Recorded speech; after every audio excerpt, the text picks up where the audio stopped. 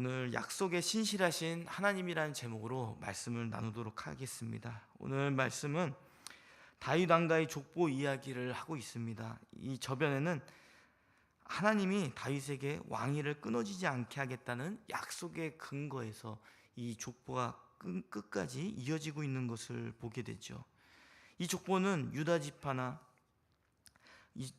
남유다 왕국을 넘어 이스라엘 자체의 존재가 계속되며 회복을 나타내주고 있다는 것을 이야기해주고 있습니다.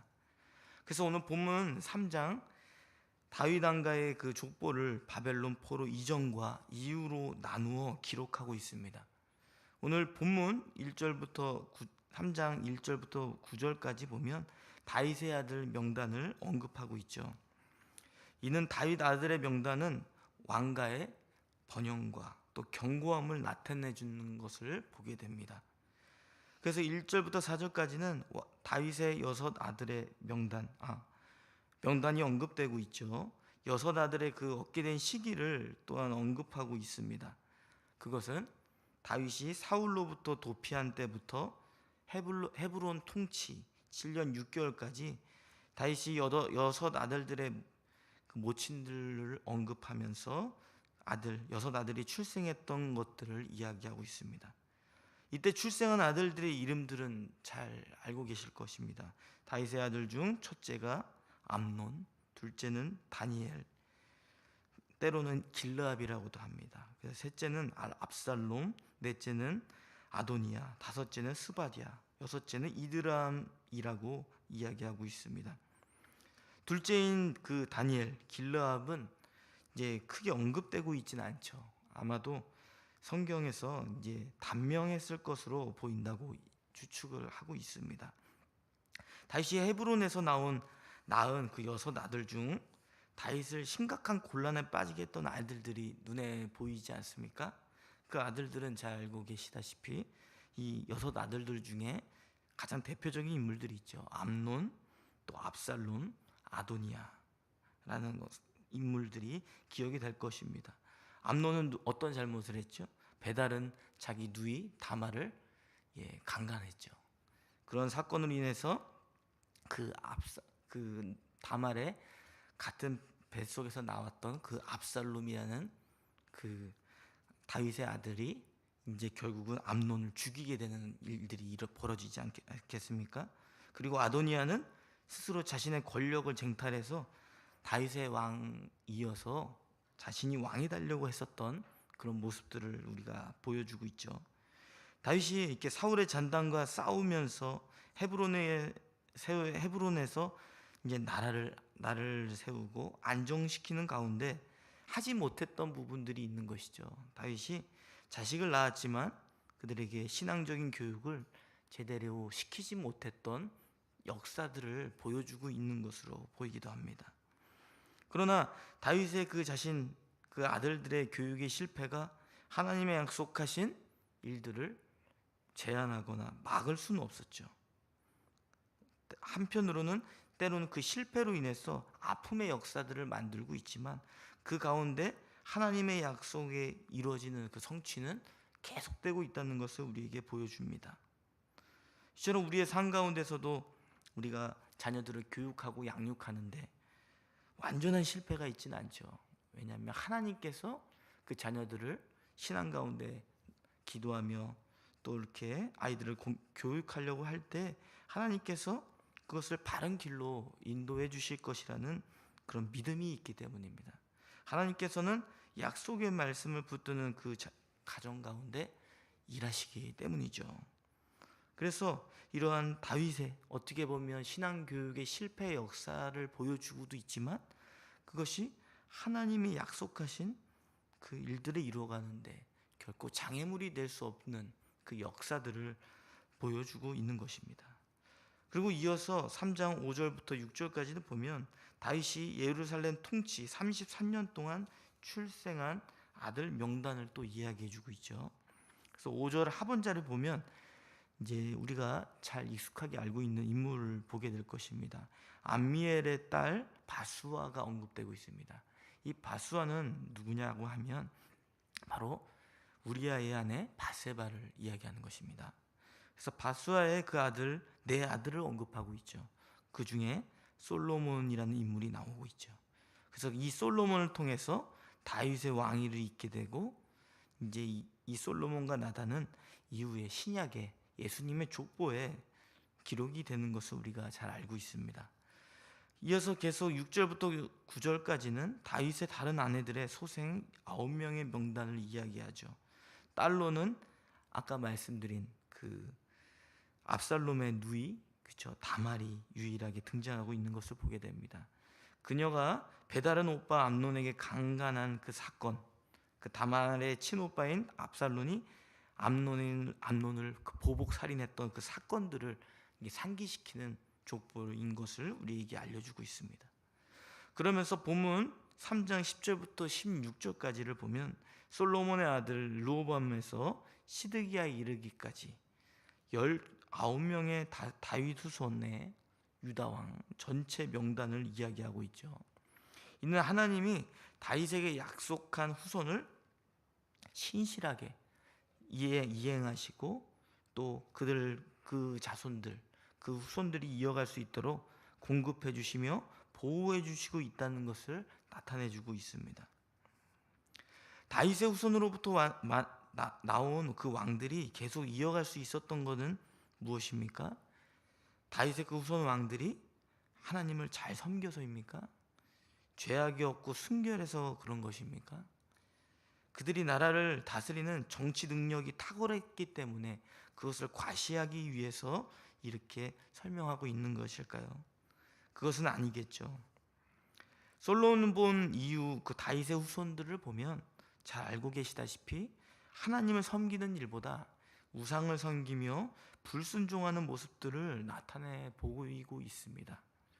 그래서 이 족보들을 그냥 인간적으로만 봤을 때는 그들의 권력과 힘이 굉장히 강한 후손들이었구나라고 생각할 수 있지만, 우리는 성경의 이야기를 통해서 이것을 보죠. 인간의 죄악성과 타락함, 그 가운데 하나님의 자비와 긍휼하심이 어떻게 역사하고 있는지는 우리가 보게 되는 것입니다. 그래서 우리는 자랑을 하더라도 우리의 자랑을 하지 않죠. 왜 그렇습니까? 우리가 무엇을 이룰 만큼 온전한 하나님의 사람이기 때문이 아니라 우리의 연약함을 돌아보면서 그런 가운데서도 하나님이 나를 통해서 하나님의 일을 이루어 가시는 것을 보며 하나님께 영광을 돌리는 것이죠. 내가 어떠한 일들을 했고 또한 성취했다 하더라도 그 성취를 하나님께 이양하며 하나님께 영광을 돌리는 것입니다. 그것이 오늘 성경의 그 족보에서 보여주는 하나님을 향한 하나님의 백성의 태도라는 사실을 저와 여러분이 기억하시기를 바랍니다. 그래서 특별히 10절에서 이제 16절 솔로몬의 아들 르호보암으로 시작되어 유다 왕 전체 명단 가운데 15절에서 16절에서 다시 요시야의 그 후대 왕들이 언급되고 있죠. 요시야의 네 아들은 이렇게 언급되고 있는데 이름이 요하난, 여호야김, 시드기야, 살룸이 등장하고 있습니다. 요시야의 네 아들이 갑자기 이제 열거가 되고 있죠. 앞에서는 계속 그의 아들, 그의 다음 왕을 이렇게 설명하다가 요시야의 네 아들을 열거하고 있습니다. 이건 출생 연도에 따라서 이렇게 나열해서 설명한 것인데, 그러니까 첫째 아들은 요하난이고, 둘째 아들은 여호야김, 셋째는 시드기야, 넷째는 살룸인 것을 이렇게 설명하고 있는 것입니다.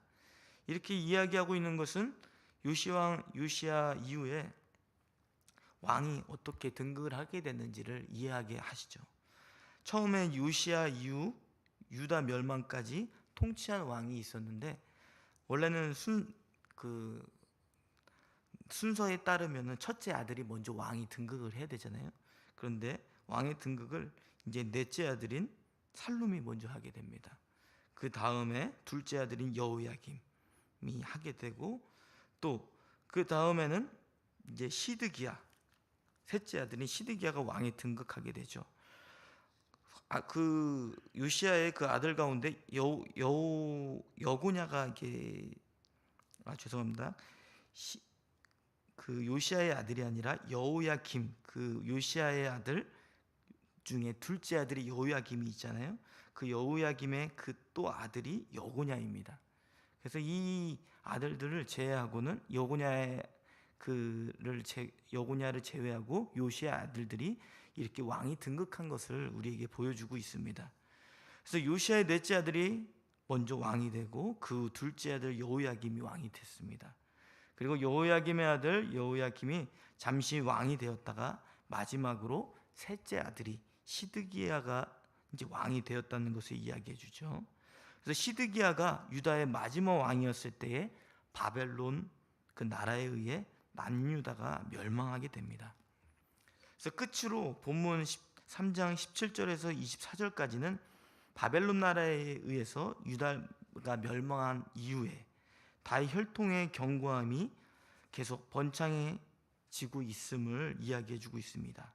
아까 말씀드린 그 여고냐부터 이렇게 소개가 되고 있죠. 여고냐, 즉 요시야의 아들, 특별히 둘째 아들 여호야김의 또 아들이 되는 것이죠. 둘째 아들 여호야김의 그 아들이 바로 여고냐입니다. 그래서 여고냐부터 9대까지 이제 각 대 하나님이 선택한 자와 그 아들들을 함께 적고 있습니다.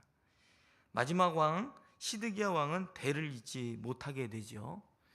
성경의 기록에 시드기야는 남유다 멸망 직전에 도망하다가 결국 바벨론 군사에게 잡혀서 그의 아들들은 죽임을 당하고 그는 바벨론에서 옥사하게 됩니다.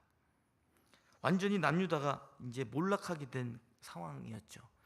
근데 아까 전에 다시 계속 말씀드렸던 그 여고냐가 있죠. 그 여고냐가 바벨론 그 느부갓네살 아들의 그 즉위년 때에 그 바벨론 포로에서 귀환하게 되는 역사들이 있게 됩니다.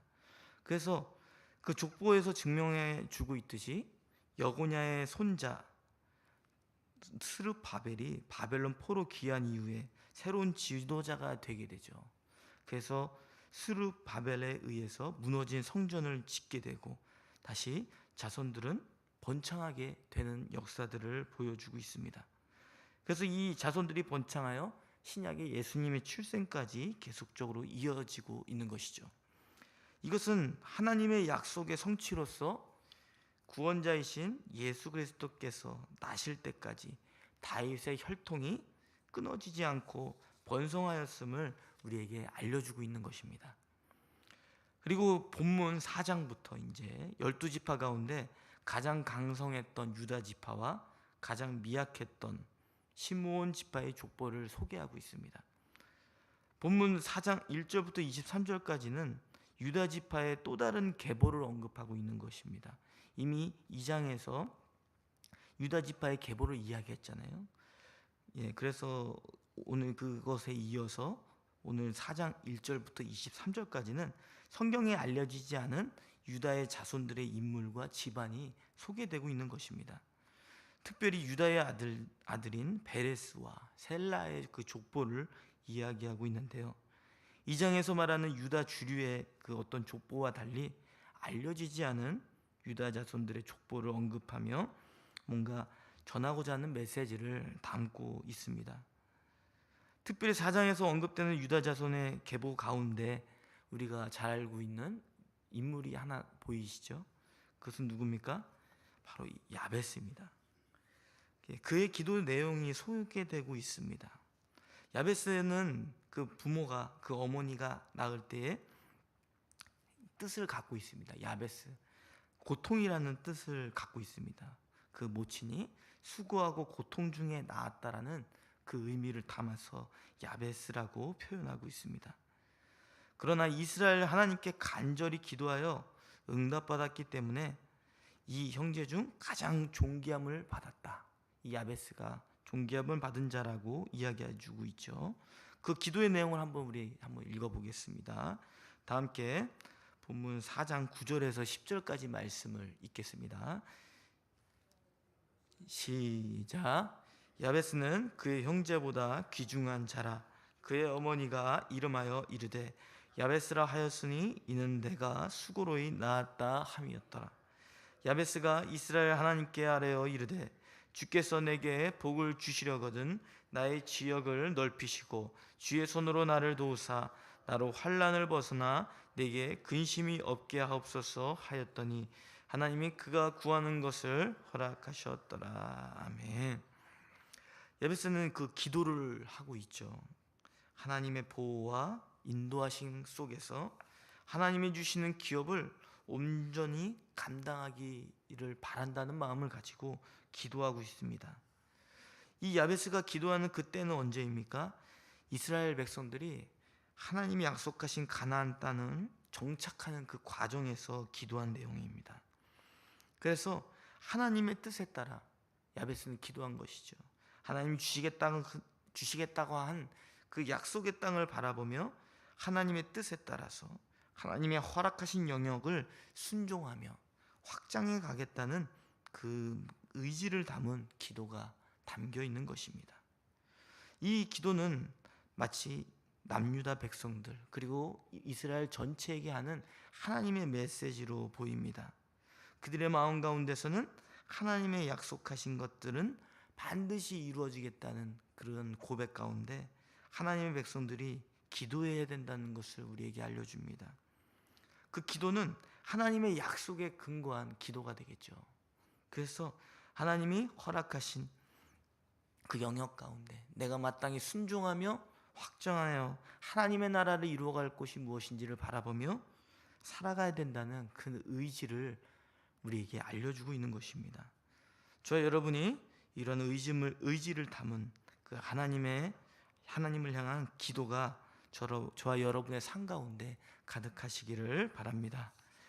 그래서 4장 24절부터 43절은 유다에 이어서 이제 북왕궁지파 족보의 첫 자리에 등장했던 그 시므온 자손의 족보는 그 유다와 혈연적 지연적으로 연결되고 있는 것을 이렇게 우리에게 보여주고 있습니다. 이 시므온 종족은 유다와 대조적으로 번성하지 못했던 종족입니다. 이스라엘 백성들이 가나안 입성 당시에 유다의 인구가 76,500명이었다면 반대로 시므온은 죄송합니다. 지금 시간이 많이 지났습니다. 성경을 읽다가 시간 다 갔네요. 제가 오늘 여기까지만 하겠습니다.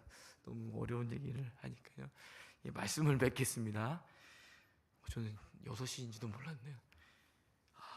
족보를 통해서 하나님 말씀을 맺겠습니다. 족보를 통해 하나님의 백성을 위한 신실한 약속으로 하나님은 은혜를 베푸십니다. 그리고 이것은 인간의 역사가 아니죠. 하나님이 이루어가시는 역사가 인간이 이루어가는 역사가 아니라 하나님의 약속에 근거해서 그것이 이루어지는 역사임을 기억하시기를 바랍니다. 하나님은 약속에 신실하신 분이십니다. 우리가 약속의 말씀을 붙들고 나아갈 때에 우리가 때론 실패하고 넘어지더라도 우리의 인생의 나침판이 완전히 뒤집혀지지 않습니다. 하나님의 약속을 붙들며 나아갈 때에 하나님이 반드시 이루신다는 확고한 믿음을 가지고 살아가실 수 있는 저와 여러분이 되시기를 바랍니다.